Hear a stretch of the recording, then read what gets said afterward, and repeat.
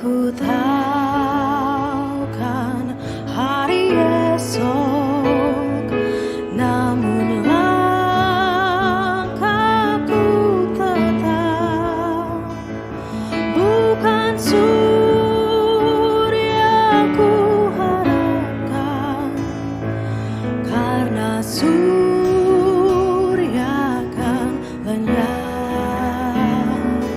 Oh tiada ku gelisah akan masa menjelang. Ku berjalan serta Yesus, maka hatiku tenang. Banyak hal tak ku fahami dalam masa menjelang, tapi terang bagiku ini tangan Tuhan yang pegang. Shalom, selamat malam jemaat sekalian. Puji nama Tuhan, malam hari ini kita bersama dapat mengikuti rangkaian ibadah doa Getsemani. Malam hari ini tema kita adalah keluarga yang harmonis.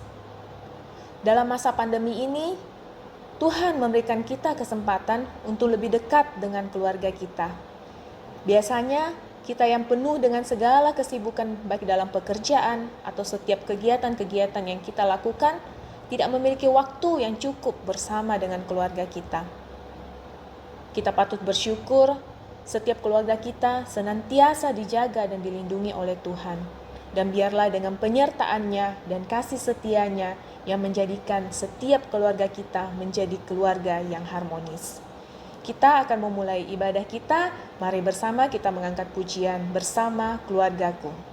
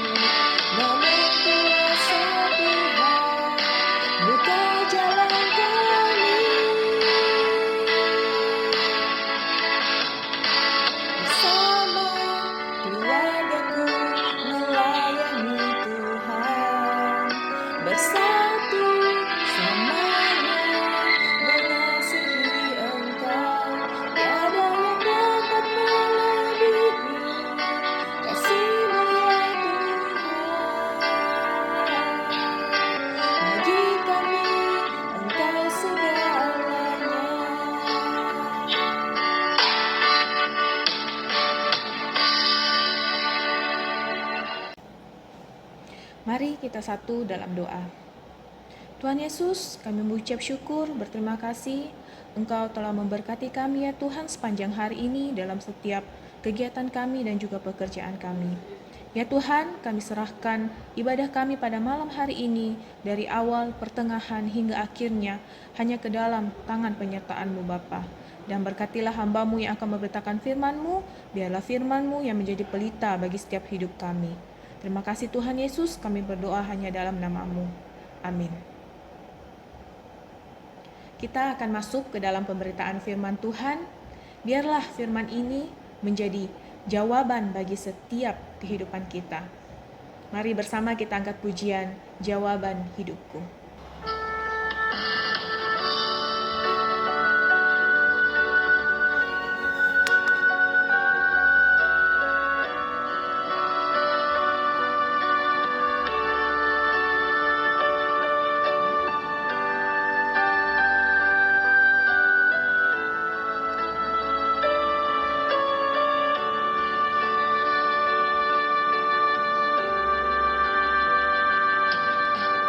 Meskipun tak ku mengerti apa yang ku alami, namun ku yakin Tuhan punya rancangan terbaik. Pertolonganku datang dari-Mu, Yesus yang ku percaya, yang tak mungkin bagiku, semua mungkin bagi-Mu. Hanya Engkau jawaban hidupku,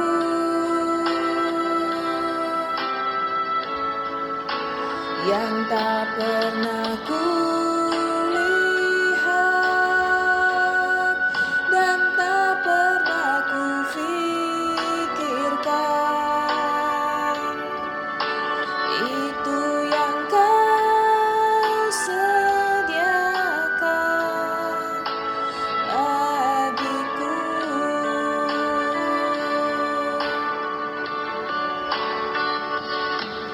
Pertolonganku datang dari-Mu, Yesus yang ku percaya, yang tak mungkin bagiku, semua mungkin bagi-Mu. Hanya Engkau jawaban hidupku,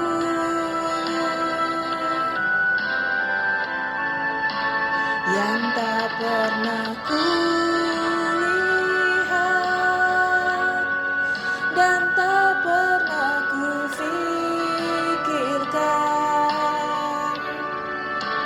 Itu yang Kau sediakan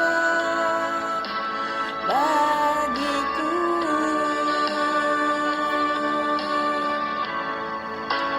yang tak mungkin bagiku, semua mungkin bagi-Mu. Hanya Engkau jawaban hidupku,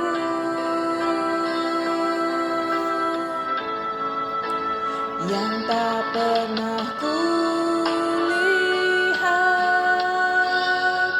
dan tak pernah ku fikirkan. Itu yang Kau sediakan bagiku.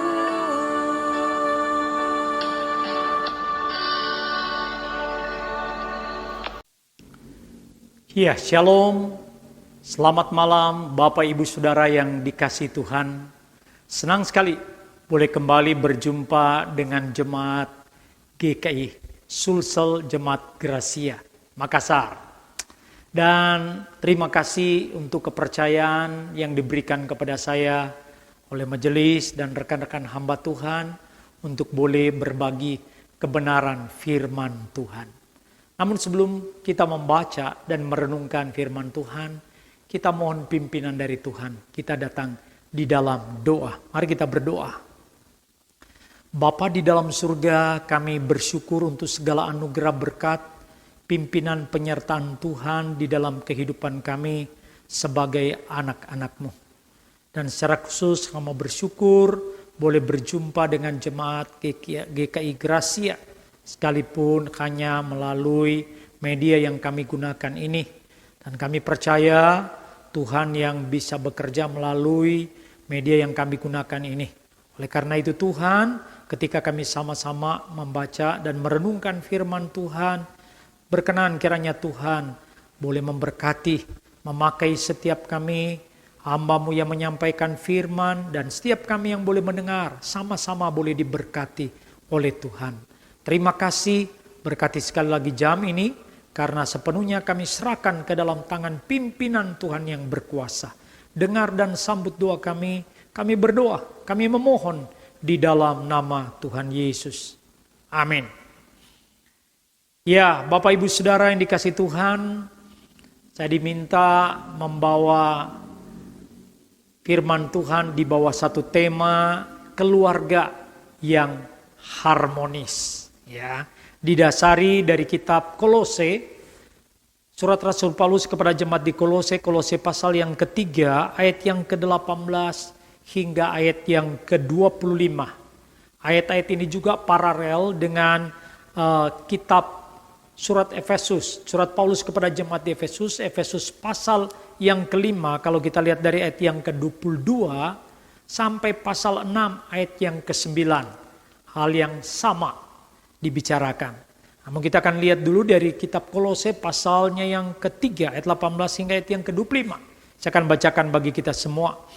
Lembaga Alkitab Indonesia memberi judul Hubungan Antara Anggota-Anggota Rumah Tangga.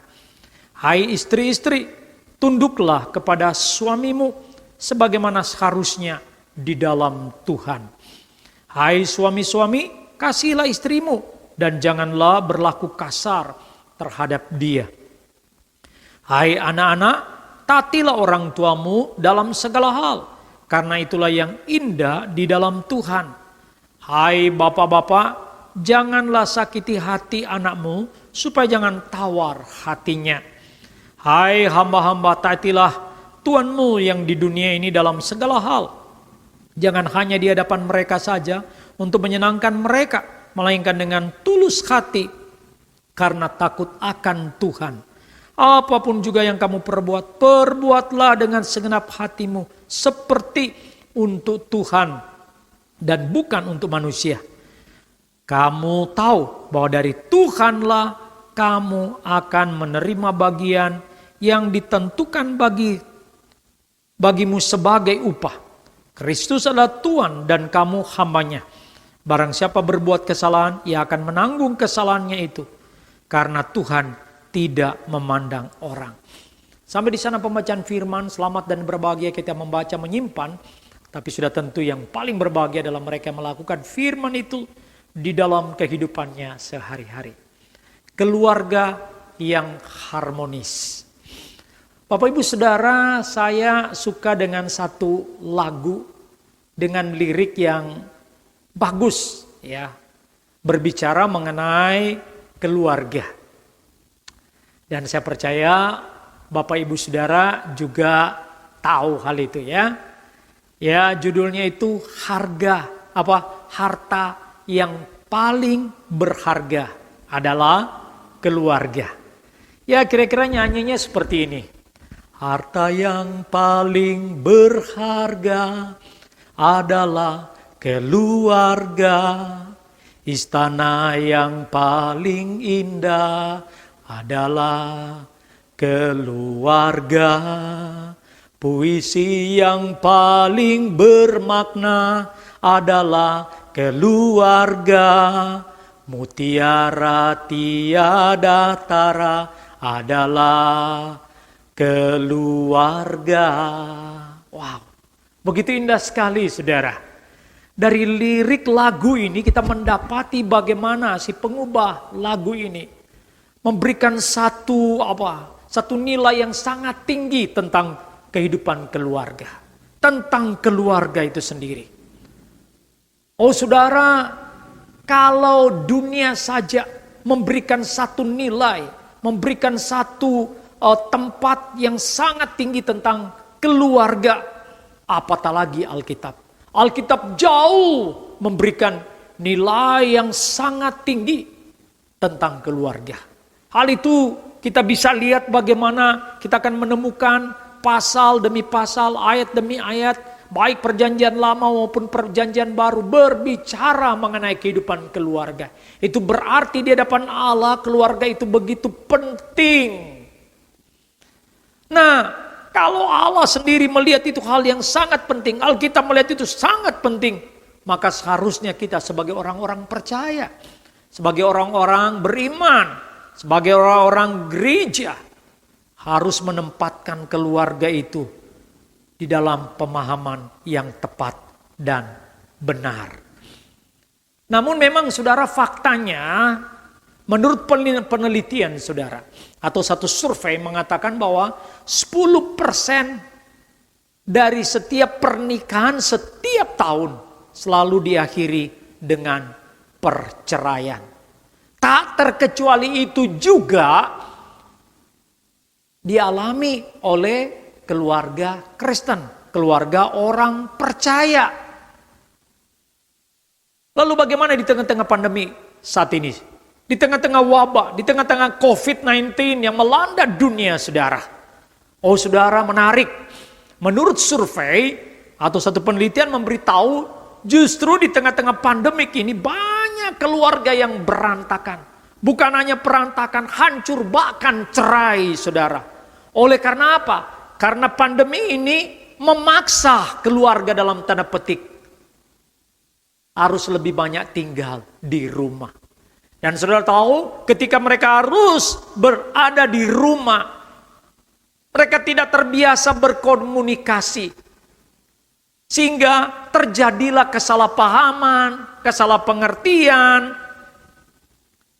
dan berujung kepada pertengkaran.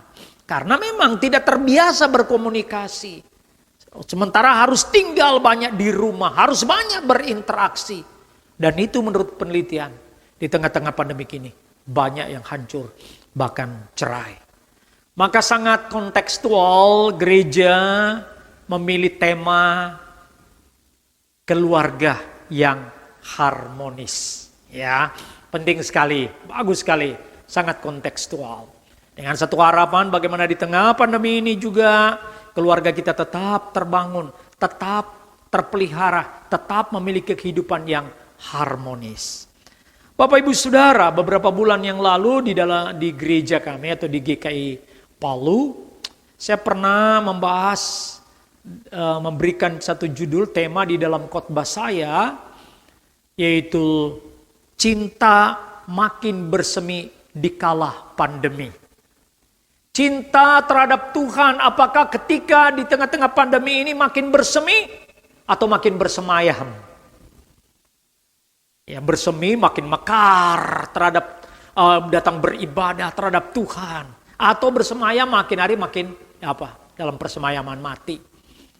Tak terkecuali dalam kehidupan keluarga. Apakah di tengah-tengah pandemi ini cinta kita makin bersemi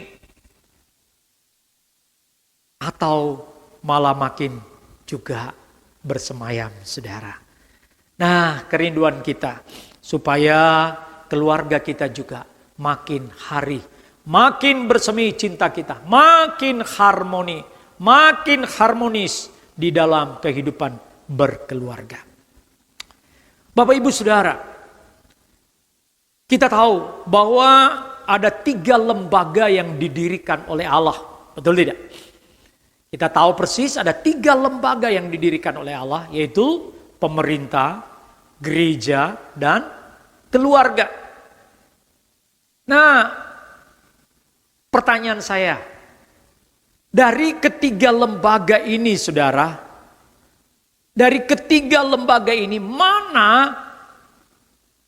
di dalam lembaga mana kita bisa menyaksikan kebenaran secara utuh tanpa dipoles, tanpa kita bisa bersandiwara, tanpa kita bisa bertopeng, saudara.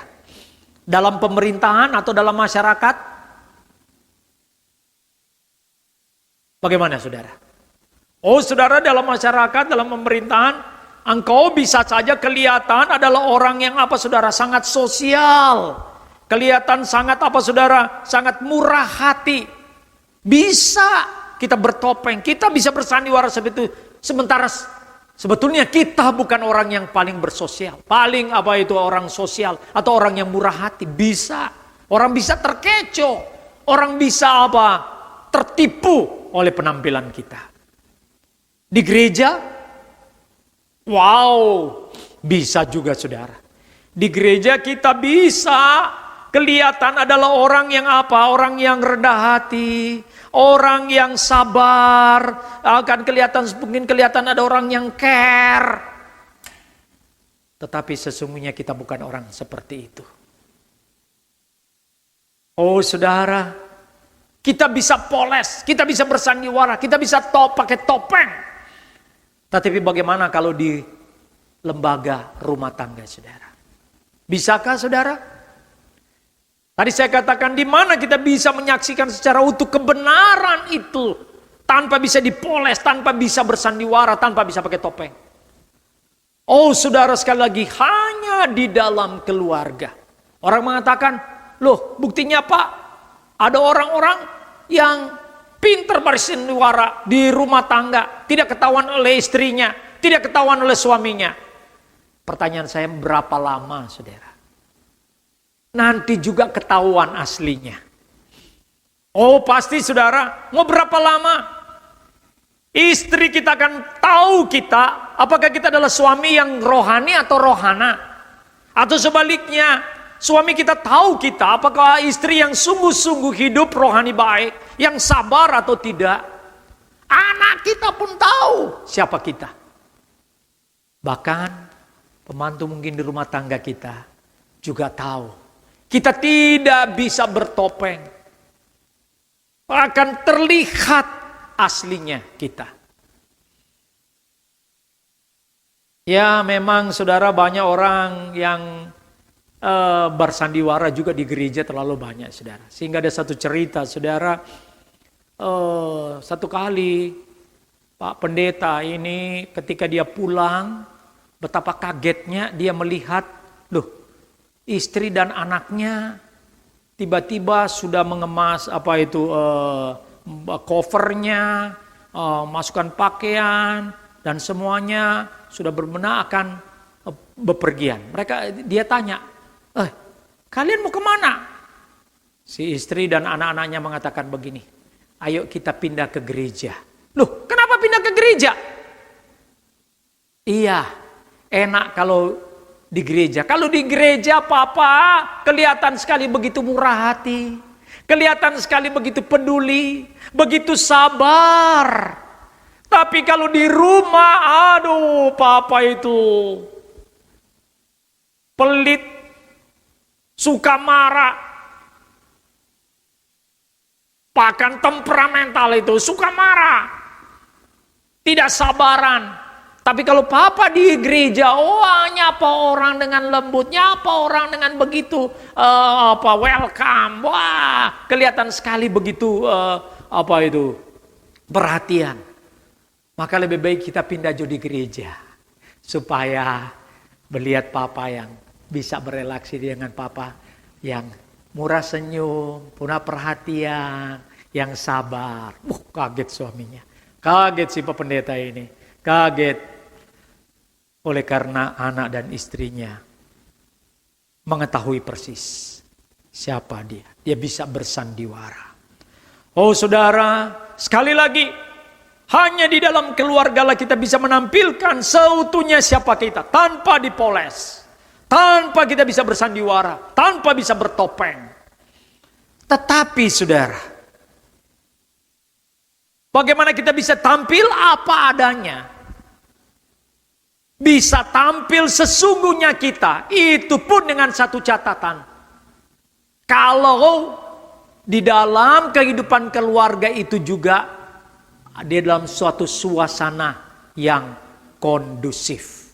Sekali lagi, kita tidak akan bisa bertopeng, tidak akan bisa bersandiwara. Kita akan menyaksikan seutuhnya siapa kita, kebenaran yang sesungguhnya. Kalau di dalam satu suasana keluarga yang sangat kondusif atau dalam suasana yang baik, harmonis. Maka berarti saudara, kehidupan yang harmonis itu penting di dalam kehidupan keluarga kita. Oh saudara, keluarga yang harmonis bukan tanpa masalah. Keluarga yang harmonis bukan tanpa perbedaan pendapat. Keluarga yang harmonis bukan tanpa ada konflik, saudara. Tetapi keluarga yang harmonis adalah keluarga yang mampu menangani masalah dengan baik. Menangani perbedaan pendapat dengan baik. Dan mampu memanage konflik dengan baik. Itu manajemen konflik. Itulah sehingga keluarga itu menjadi keluarga yang dewasa. Oleh karena pribadi-pribadi yang ada di dalam keluarga itu adalah pribadi-pribadi yang makin hari makin dewasa mensikapi setiap persoalan, setiap konflik yang terjadi. Butuh kedewasaan rohani. Saudara, itulah poin yang pertama yang akan kita bahas. Membawa kita pada poin itu, bagaimana kita bisa membangun satu keluarga yang harmonis. Ya, yang pertama saudara, bagaimana membangun satu keluarga yang harmonis? Saudara, yang pertama harus ingat mengenai tujuan pernikahan Kristen. Apa itu tujuan pernikahan Kristen? Saudara, waktu kita akan membangun satu kehidupan keluarga Kristen, waktu menikah dengan suami kita, menikah dengan istri kita saat ini, apa yang menjadi tujuan pernikahan kita? Saya seringkali membimbing orang-orang di dalam pranikah atau bimbingan pranikah. Selalu saya tekankan hal ini. Apa yang menjadi tujuan pernikahan Kristen? Oh, berbeda dengan tujuan pernikahan Kristen dunia. Kalau orang Chinese punya konsep, punya budaya, tujuan pernikahan sangat jelas sekali. Waktu tulisan yang ada di belakang waktu di panggung pernikahan selalu juga ada di belakang itu tulisannya apa? Dalam bahasa Chinese-nya itu Swansea. Swansea itu apa saudara? Double happiness. Jadi double happy. Bahagia. Pertanyaan kita, lah kalau enggak bahagia bagaimana? Cerai. Lah itu karena tidak bahagia. Maka langsung bisa cerai. Siapa yang menggaransi kita selalu bahagia? Dan kita tahu banyak, kita sudah mereduksi kebahagiaan itu. Kalau punya harta benda, punya anak dan sebagainya, baru itu bahagia. Nah kalau tidak punya itu, maka langsung cerai. Juga tujuan pernikahan Kristen bukan hanya saudara procreation, punyanya anak. Banyak orang yang berpendapat bahwa menikah itu supaya banyak anak. Ya dulu punya tujuan seperti itu saudara. Banyak anak itu katanya hoki. Saudara, yang saat ini banyak anak bukan hoki, keki sudah. Ya enggak? Kesel ya. Tapi ingat, saudara, apa sih yang menjadi tujuan utama pernikahan Kristen?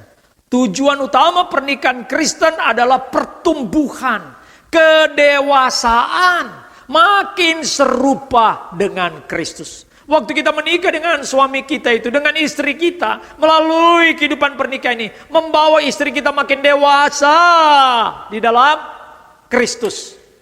Kedewasaan dalam kehidupan rohani. Demikian juga suami kita, istri kita, anak kita, supaya bertumbuh makin hari makin dewasa, menjadi serupa dengan Kristus.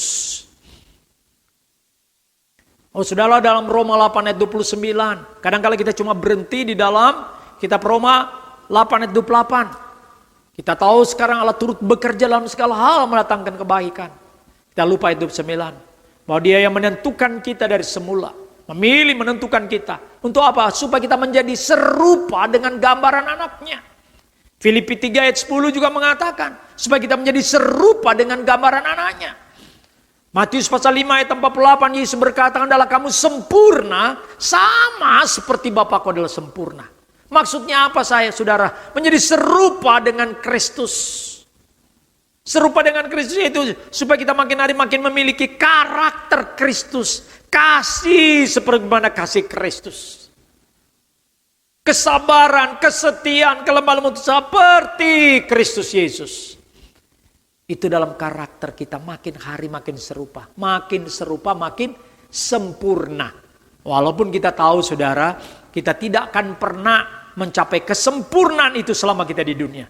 Nanti sampai kita berjumpa dengan dia di dalam kekekalan. Tapi itu menjadi motivasi kita, mendorong kita.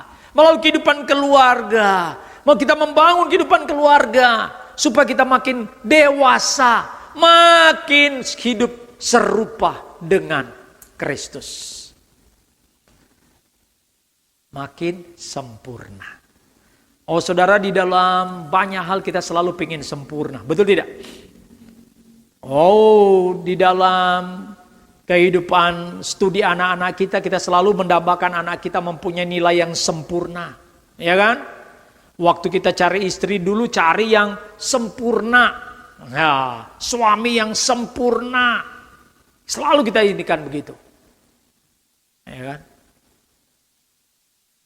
Saya ingat saudara, waktu masih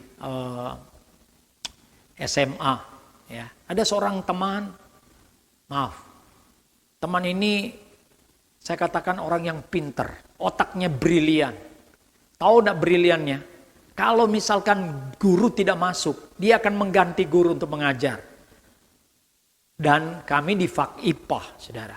Misalkan matematika, kimia, fisika, dia yang ganti. Memang dia sangat pinter. Waktu itu tidak ada loncat-loncat kelas, saudara. Nah, tapi maaf, walaupun dia memang pintar, penampilan fisiknya dia kurang. Ya, sudah tahu? Maaf, orang Jawa bilang, welek, ya. Kalau dia tertawa, waduh, giginya itu terbuka begini, saudara. Ini kayak Piconthropus erectus begitu ya. Kalau makan jagung, wah bisa masuk gitu. Tapi meskipun dia itu kurang ganteng, bahasa halus dari elek, jelek, tapi otaknya brilian. Nah biasanya saudara orang yang seperti ini punya kekurangan. Tetapi juga seleranya tinggi saudara. Nah, tahu enggak seleranya tinggi? Dia rasa dia kurang ganteng, kurang cakep. Dia menginginkan istri yang menjadi pendamping dia nanti adalah seorang yang cantik. Nah saudara, satu waktu dia katakan, Yan, bisa enggak kamu bantu saya? Maksudnya untuk menjadi apa? Ya inilah mau jadi MC, mak jomblang orang Jawa bilang. Ya untuk dia karena dinaksir teman itu, teman kelas tapi kelas sebelah. Sudah tahu memang si perempuan ini sangat cantik. Wow cantik, orang Manado. Cantiknya kalau cantik, kita kalau cantik cuma 2-3 orang yang ngakui itu subjektif. Masih belum terlalu objektif. Minimal 1 RT. Tapi betul-betul seluruh kelas di SMA kami atau di sekolah kami mengakui perempuan ini cantik. Tapi maaf saudara, dia cantik. Tapi maaf dia kurang pintar. Kurang pintar bahasa halus dari ya, ada tiarap lah, goblok begitu ya. Nah saudara, saya bertanya begini kepada si teman saya. Kenapa kamu mau sama dia? Saudara ini otaknya brilian. Dia bilang begini. Nanti kalau saya menikah sama dia. Ya ini teman saya ini laki. Dia katakan, kalau saya menikah dengan dia. Nanti anak saya otaknya pinternya seperti saya. Ini agak sombong juga. Dan mukanya seperti mamanya. Kalau dia laki ganteng, kalau dia perempuan dia cantik, tapi juga otaknya cerdas. Wah, perfect kan? Sempurna. Saya katakan, wah, luar biasa. Saya bilang, waduh memang kamu pinter sekali ya. Tapi saya merenung sejenak. Saya berpikir, bagaimana kalau terbalik, saudara? Bisa tidak? Faktor gen bisa, saudara. Anaknya, mukanya hancur seperti lu, seperti kamu, dan otaknya tiarap seperti mamanya. Bisa tidak? Wah, dia bilang, oh jangan. Tapi itu bisa terjadi, bukan? Oh saudara, tapi yang saya mau katakan, semua kita pingin sesuatu yang supaya sempurna. Kita ingin dalam banyak hal. Tapi mari bawa itu juga dalam kehidupan rohani kita. Kita menuntut supaya kehidupan rohani kita, karakter kita, supaya makin hari makin serupa dengan Kristus. Di dalam keluarga inilah menjadi tempat supaya bagaimana kita belajar menerima kelebihan kekurangan satu lain. Membangun kehidupan harmonis. Karena tujuan itu makin hari makin dewasa. Itu mendrive kita jatuh bangun. Dan itu akan mendorong kita memiliki kesabaran, memiliki kasih, penerimaan, pengampunan. Menjadikan keluarga itu makin harmonis. Yang kedua, bagaimana kita bisa membangun satu kehidupan keluarga yang harmonis? Saudara perhatikan ayat yang ke-18 sampai ayat yang ke-22 tadi. Di dalam Kolose pasal 3 ada kata-kata hai istri, hai suami, hai anak-anak, dan seterusnya. Bahkan hai hamba. Apa artinya ini saudara? Waktu mengatakan hai istri, hai suami, hai anak-anak, hai hamba. Lalu ada frase mengatakan lakukanlah seperti kepada Tuhan. Ya, di sana dikatakan lakukanlah seperti kepada Tuhan. Perkataan itu. Saudara ini mau mengatakan apa saudara? Mau mengatakan kepada kita selalu kita sadar siapa kita. Selalu ada pengenalan diri, kesadaran diri bahwa kita ini adalah orang percaya, adalah anak Tuhan. Penting. Di dalam kehidupan keluarga kita, kalau kita sadar kita ini orang percaya. Kita adalah orang anak Tuhan. Bagaimana kita harus bersaksi sebagai seorang anak Tuhan. Sudah tentu kita tidak ingin menghadirkan peributan, peperangan, perceraian. Tetapi terus mau membangun penerimaan, pengampunan, dan kehidupan yang makin hari mencerminkan kehidupan Kristus. Selalu ada kesadaran. Jadi yang kedua kita selalu punya pengenalan diri, kesadaran diri siapa kita. Saudara, saya ingat satu waktu saya pergi potong rambut, saudara. Saya ingat waktu itu di Surabaya. Tatkala saya pergi potong rambut, ya, pas masuk di ruangan, saya melihat, begitu banyak anak muda. Tak terkecuali ada bapak-bapak juga di sana. Lalu kemudian, saudara, saya mulai melihat orang-orang, khususnya anak-anak muda, laki ini, pandangan mereka tertuju kepada seorang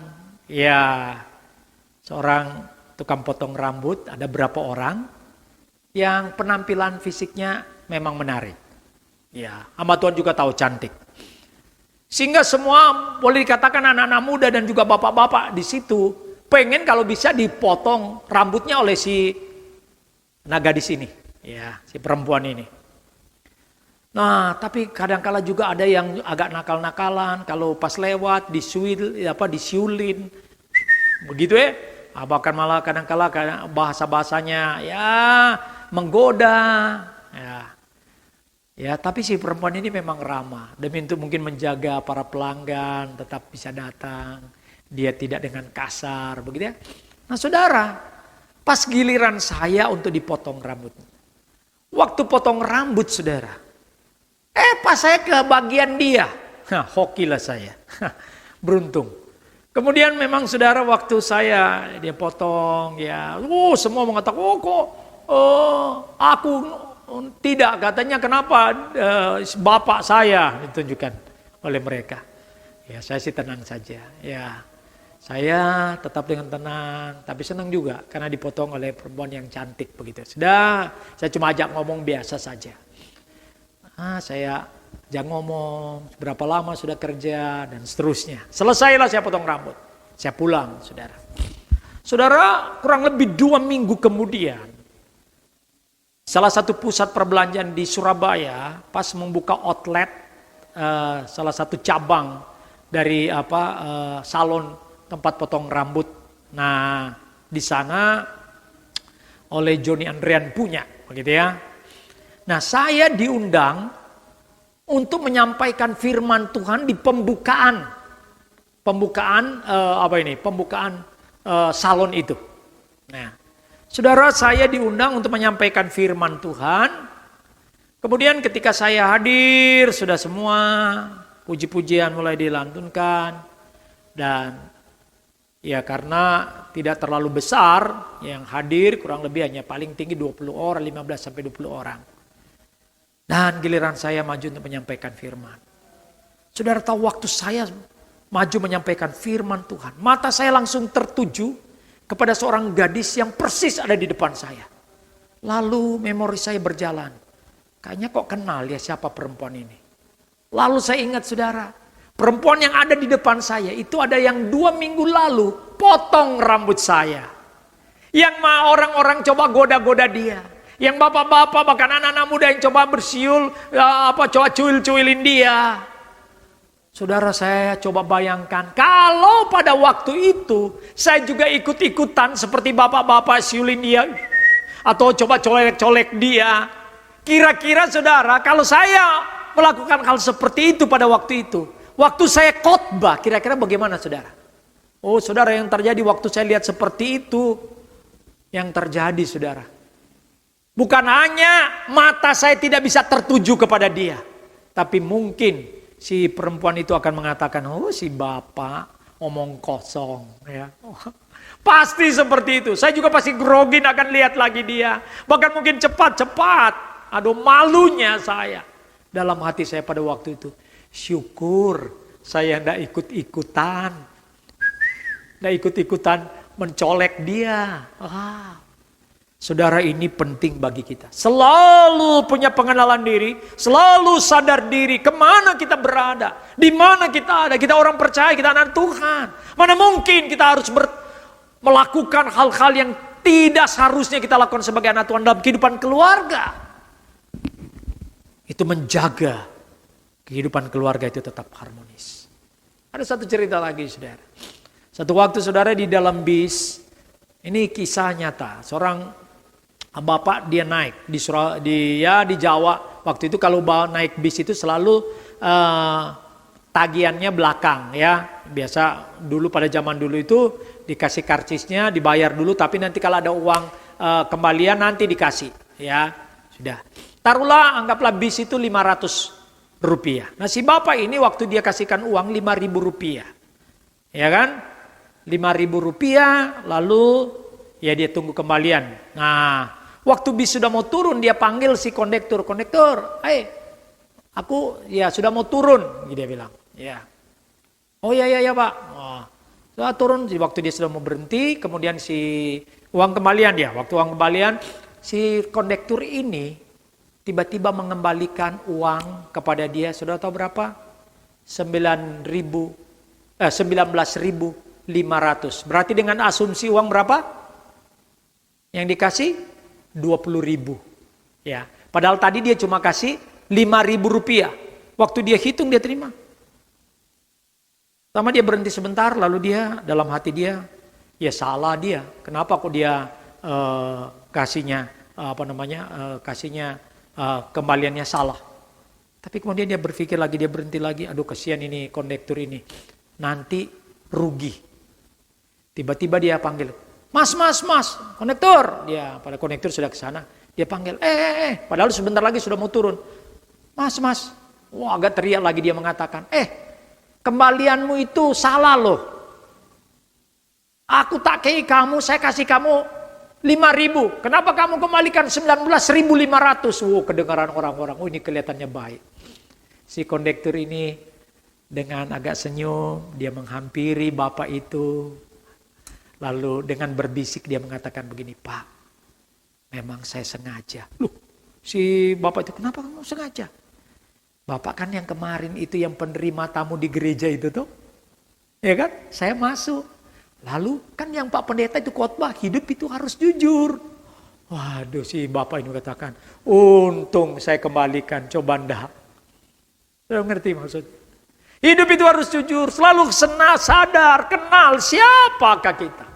Sebagai suami, sebagai istri, sebagai anak, sebagai apapun status kita. Kita selalu sadar kita orang percaya. Kita adalah anak Tuhan. Maka itu akan membuat kehidupan keluarga kita terus boleh hidup di dalam keharmonisan. Yang ketiga, apa yang bisa membangun satu kehidupan keluarga yang harmonis? Selain kita harus melakukan apa yang menjadi tujuan pernikahan. Selalu kenal dan sadar diri. Tapi yang ketiga, selalu berperan sesuai peran kita. Sesuai porsi dan posisinya kita. Kalau kita suami, jangan kita berperan sebagai istri. Atau kita sebagai istri, jangan berperan sebagai suami. Begitu kira-kira. Kalau kita anak, jadilah anak. Jangan berperan sebagai apa? Sebagai orang tua atau sebaliknya. Saudara, dalam kitab Kolose ini berbicara mengenai keutamaan Kristus. Berbicara mengenai apa? Paulus coba mau menceritakan di tengah-tengah seluruh ajaran pada waktu itu. Banyak ajaran-ajaran sesat, filsafat-filsafat dunia. Tapi bagaimana Paulus menceritakan mengenai keutamaan Kristus, ketuhanan Kristus. Dan dia ingin mau mengatakan apa? Let God be God. Kalau dia adalah Allah, jadikanlah dia Allah. Demikian juga kepada keluarga suami, perlakukan dia sebagaimana dia suami. Istri berlaku langsung sebagai istri dan sebagainya. Oh saudara, mengapa banyak di dalam kehidupan bergereja bisa hancur, bisa tidak harmonis? Karena kadang-kala kita tidak tahu perannya kita. Dalam kehidupan pemerintahan, dulu kita kenal ada orang mengatakan yang RI 1 sebetulnya itu. Yang RI 2 tapi RI 2 tetapi berperan seperti RI 1 dan sebagainya. Kita tahu dulu itu ya. Banyak. Kalau kita tidak berlaku sebagaimana porsinya kita dalam kehidupan keluarga, itu menjadi alamat pecah. Tahu perannya kita, tahu porsi dan posisinya engkau dan saya. Di sana dikatakan, contoh, hai istri-istri, tunduklah kepada suamimu, bukan tanduk. Berapa banyak istri bukan tunduk, tapi tanduklah suamimu. Saudara, di dalam bahasa aslinya, istri itu adalah penolong. Penolong bahasa asli, bahasa Ibrani itu pakai eser. Dalam bahasa Inggris, helper. Tapi berapa banyak istri bukan menjadi eser, bukan menjadi helper, tetapi menjadi herder di rumah, saudara. Wah, itu yang terjadi. Tetapi bagaimana istri tunduk? Tunduki di sini bukan berarti juga suami boleh memperlakukan dia seenaknya. Dikatakan di dalam Tuhan. Seperti kalau kita bandingkan dalam Efesus pasal 5, itu bagaimana dikatakan oleh Paulus, seperti seorang istri tunduk kepada suami, seperti gereja tunduk kepada Kristus yang adalah kepala gereja. Berarti apa, saudara? Dengan penuh hormat, bukan dengan ketakutan, dan bukan diperlakukan seenaknya. Oh, banyak contoh-contoh sebetulnya. Tapi itu satu contoh bagaimana kita berperan. Bagaimana suami, bagaimana istri, bagaimana anak-anak. Dalam hal ini istri tunduk, bukan tanduk. Eser, bukan herder. Tetapi di dalam Tuhan, bukan dengan ketakutan. Seperti gereja tunduk kepada kepala gereja. Itu pengertiannya. Dan suami dikatakan kasihilah istrimu. Wah, kalau dalam Efesus menceritakan apa? Sebagaimana apa? Kristus memberikan nyawanya, berkorban bagi gereja. Yang adalah apa itu? Mempelai wanita. Kita adalah sebagaimana Kristus sebagai suami, bagaimana mengasihi istri, berkorban bagi istri. Kasih yang digunakan di sana adalah kasih agape. Bukan eros, bukan filia, bukan storge. Ya, kasih yang mengasihi. Banyak orang sudah menikah lama tapi masih panggil istrinya Mei. Masih kadang-kadang seperti adik. Atau apalagi pipi seperti papa saja. Sebetulnya perannya sebagaimana adanya. Koko begitu. Tidak. Dia adalah mengasihi dia. Mengasihi seperti kasih Kristus pada porsinya yang benar. Bagaimana suami mengasihi istri. Lalu kepada anak-anak dikatakan, taatilah orang tuamu. Wah, hormati orang tuamu. Ini penting, saudara. Dalam kehidupan engkau dan saya. Bagaimana kita, anak-anak harus taat kepada orang tua. Di dalam Tuhan. Kecuali hal yang diminta tuh kita taat. Sesuatu yang melanggar perintah Tuhan. Sesuatu yang bertentangan dengan kebenaran. Tetapi kita juga tetap dengan bijak sebagai seorang anak. Nah, saudara, ini yang membuat supaya kita makin harmonis. Lalu orang tua dikatakan, jangan sakiti anakmu. Wah, ini peran kita. Supaya dalam kehidupan keluarga bisa bagaimana kita harmonis. Jangan menyakiti anak, jangan berkata-kata kasar, memarah anak dengan emosi. Tapi justru belajar memuji dia, mensupport dia. Ya, saya masih ingat di dalam satu buku yang saya baca satu kali ada seorang mama, seorang ibu ketika dia memasak mungkin karena cepat-cepat oleh karena kedua anaknya laki dan perempuan. Sudah tahu ya biasa anak muda kalau anak remaja kalau mau pergi ke sekolah selalu sudah mau mepet-mepet jamnya. Nah, kalau anak remaja kalau dia pergi misalkan waktunya sudah satu jam sebelumnya, nah ini mungkin sudah dapat pacar. Tapi kalau masih mepet-mepet jam 7, ya kurang seperempat atau kurang setengah jam baru dia berangkat. Supaya bisa kadang-kala perlu dipacu apanya ini, adrenalinnya itu yang terjadi. Wah, maka satu kali ada seorang ibu menyuruh anaknya, ayo makan dulu, sarapan dulu. Nah, saudara, hari itu mungkin mamanya karena cepat-cepat, karena dipanggil sini siapkan sepatu apa kebingungan dia cari kecap. Nah, dia pikir itu kecap manis rupanya kecap asin.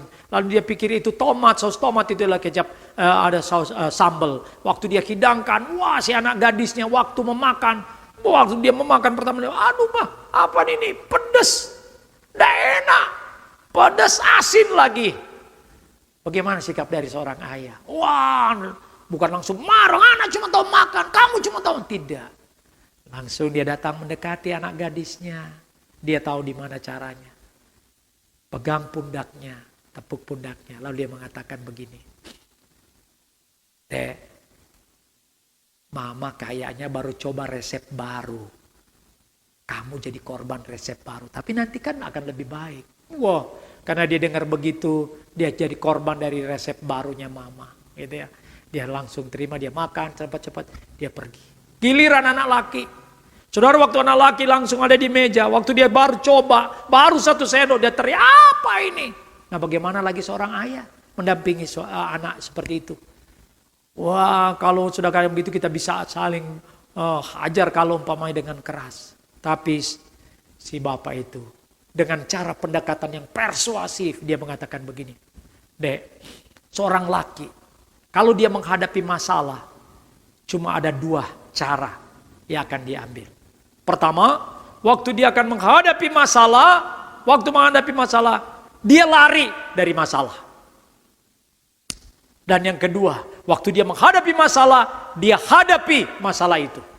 Nah, kalau dia seorang laki-laki, seorang yang sungguh-sungguh laki-laki, pasti dia akan hadapi. Wah, mendengar hal itu. Anak lakinya tidak mau dikatakan bukan laki, maka langsung diambil makanan. Wah, dia habisin makanan, langsung pergi. Wah, suatu sikap yang sangat-sangat persuasif sekali. Itulah seorang ayah. Dan sudah dikatakan di sana di dalam Tuhan. Perhatikan baik-baik setiap kata di sana. Frasa-frasa yang muncul di sana di dalam Tuhan. Takut akan Tuhan, untuk Tuhan, dari Tuhan, karena Tuhan. Saudara perhatikan itu di dalam Kolose itu dan di dalam Efesus itu selalu ada kata-kata diakhiri dengan kata-kata itu. Itu mau menyatakan apa, saudara? Ini mau menyatakan kepada kita selalu ingat ada Tuhan dan kepada Dialah selalu kita melakukan segala sesuatu. Bagaimana kita memuliakan Tuhan, saudara? Selalu ingat ada Tuhan hadir dalam seluruh area kehidupan kita. Seorang teolog Abraham Kuyper mengatakan, tidak ada satu inci dalam kehidupan kita yang Allah tidak hadir. Semua selalu Dia hadir. Nah kalau kita tahu Dia hadir saudara, selalu Dia ada di samping kita, dimanapun kita, maka seluruh kata-kata kita, cara hidup kita, cara kita berkomunikasi, cara kita berbicara kepada suami, kepada istri, kepada anak, atau sebaliknya kepada orang tua, selalu sadar bahwa ada Tuhan. Maka itu akan membuat kehidupan kita selalu terjaga. Menjaga kehidupan yang utuh dan harmonis. Saudara, saya ingat satu waktu ketika saya kedatangan tamu di rumah, saudara. Waktu saya kedatangan tamu, dia mengatakan begini, ini rekan hamba Tuhan. Saya tanya, oh kamu mau ke Surabaya? Iya. Lalu mau nginep di mana? Dia mengatakan, saya mau nginep, ada 2 orang mereka. Mau nginep di rumah kamu. Waduh. Dalam hati saya, wih, rumah saya, ya ini hamba Tuhan terkenal saudara. Tapi mereka mau tinggal di rumah saya. Memang ada 3 kamar. Ya. Nah, kamar yang satu saya pakai dengan kamar yang satu anak saya. Yang satu lowong lah, begitu ya. Saya cuma pikir-pikir, waduh kedatangan tamu. Tapi apa yang terjadi saudara? Ketika mereka datang, kemudian sudah hari yang pertama. Saudara tahu apa yang terjadi pada hari yang pertama waktu datang? Waktu bangun pagi, tiba-tiba istri saya ngomong begini pada saya. Kenapa kamu kok kayak ada yang lain, kelainan? Maksudnya, biasanya pagi-pagi bangun, ya toh, kalau sudah baca Alkitab, baca koran, selalu kaki diangkat di atas meja. Wah, baca koran juga sesukanya. Tapi hari ini baca koran dengan santun, kaki di bawah. Minum kopi pun dengan kelihatan santun sebagainya. Saudara, bukan hanya itu saudara. Ketika saya tidur saudara, karena maaf, antara kamar satu dengan kamar yang lain masih bisa dapat dengar, kedengeran. Nah saya kalau tidur, maaf, malam itu kadangkala ada suara-suara minor yang muncul. Karena saya tahu ada orang lain di sebelah. Maka saudara, saya waktu tidur pun saya atur dengan baik. Bahkan waktu ngorok pun kalau bisa ngoroknya itu nggak minor begitu ya. Yang mayor begitu, yang bagus. Kenapa? Karena ada orang lain.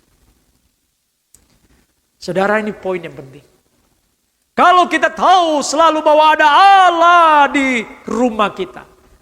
Dia hadir. Ada satu pribadi lain. Maka itu akan menjaga kehidupan kita. Selalu mau hidup harmonis.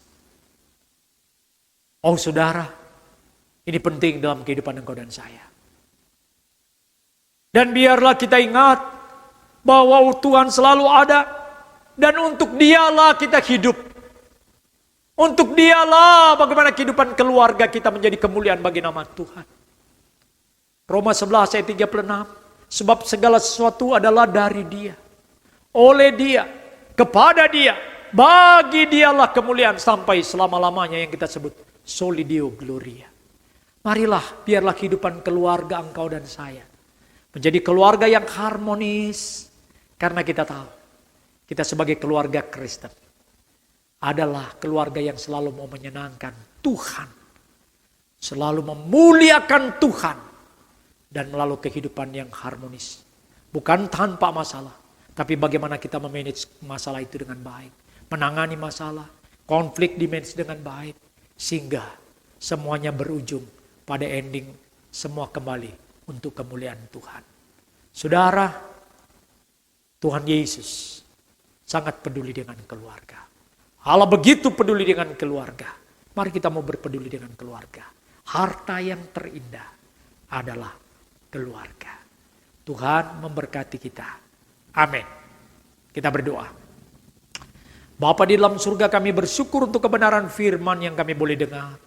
Jadikanlah kebenaran firman ini bukan sekadar menjadi informasi, tetapi terus mengedukasi kami, bahkan menjadi bahan refleksi, bahan perenungan, dan mampu mentransformasi kehidupan kami. Cara pandang kami tentang keluarga, dan bagaimana kami bersikap terhadap keluarga. Sehingga keluarga menjadi keluarga yang harmonis sesuai dengan yang Tuhan mau.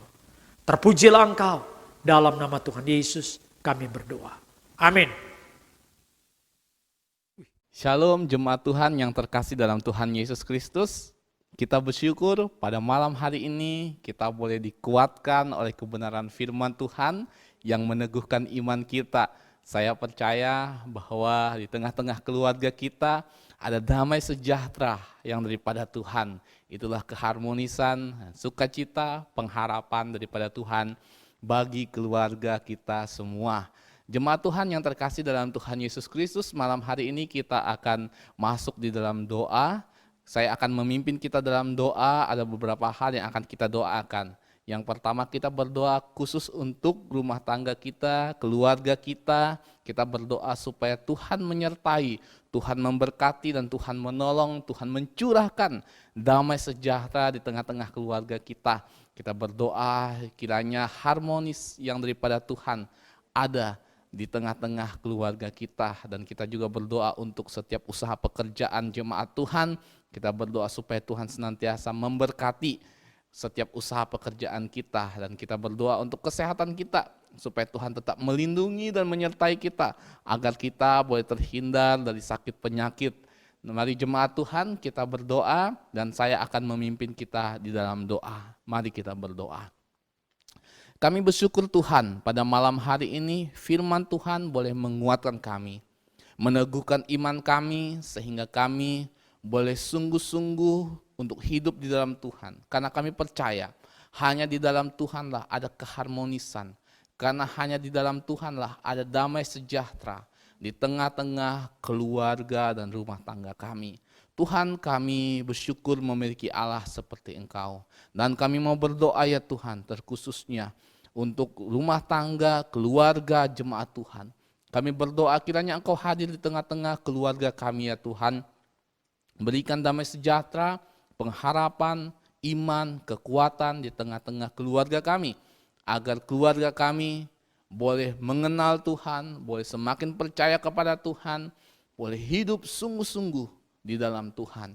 Kau berkati kami ya Tuhan, jika ada perselisihan, pertengkaran satu sama lain, kiranya Engkau memberikan kebijaksanaan hikmat kepada kami.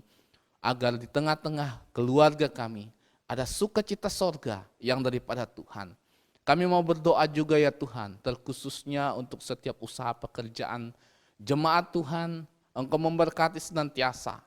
Curahkan berkat-berkat-Mu di tengah-tengah usaha pekerjaan jemaat Tuhan GKI Gracia. Agar kami boleh mengerjakan setiap tugas dan tanggung jawab kami dengan baik. Dan biarlah setiap usaha pekerjaan kami boleh menghasilkan hasil yang daripada Tuhan, yang berkenan di hadapan Tuhan. Terima kasih Bapa di sorga, kami berdoa juga untuk kesehatan jemaat Tuhan. Tuhan kami berdoa, kiranya Engkau mengangkat sakit penyakit yang jemaat Tuhan alami ya Tuhan. Kau jauhkan kami dari sakit penyakit, lindungi kami, tutup bungkus kami dengan kuasa darah-Mu ya Tuhan. Dan Engkau memberkati kami senantiasa ya Tuhan. Jika ada jemaat Tuhan yang sakit, biarlah Engkau sembuhkan di dalam nama Yesus Kristus. Engkau angkat segala sakit penyakit yang dialami. Terkhususnya kami berdoa untuk Pak Petrus Tuhan. Engkau angkat sakit penyakit yang dialami, jamah ya Tuhan, pulihkan dia, sembuhkan dia. Biarlah dia boleh mengalami pemulihan kesembuhan yang daripada Tuhan. Dokter dan perawat yang merawatnya ya Tuhan, Engkau memberikan hikmat yang daripada Tuhan. Terima kasih Bapa di sorga, kami bersyukur ya Tuhan, persekutuan doa Getsemani pada malam hari ini dapat berjalan dengan baik. Kami bersyukur untuk setiap puji-pujian, bersyukur untuk firman Tuhan. Engkau memberkati hamba-hamba-Mu yang terlibat dalam pelayanan pada malam hari ini ya Tuhan. Pada akhirnya kami akan mengakhiri ibadah kami. Jemaat Tuhan, terimalah berkat Tuhan. Berkat dari Allah Bapa yang menciptakan langit dan bumi. Berkat dari Allah Anak yaitu Yesus Kristus. Serta berkat dari Allah Roh Kudus menyertai kita dari saat ini sampai selama-lamanya. Amin. Amin jemaat Tuhan. Ibadah persekutuan doa Getsemani kita pada malam hari ini sudah selesai. Tuhan Yesus memberkati kita senantiasa.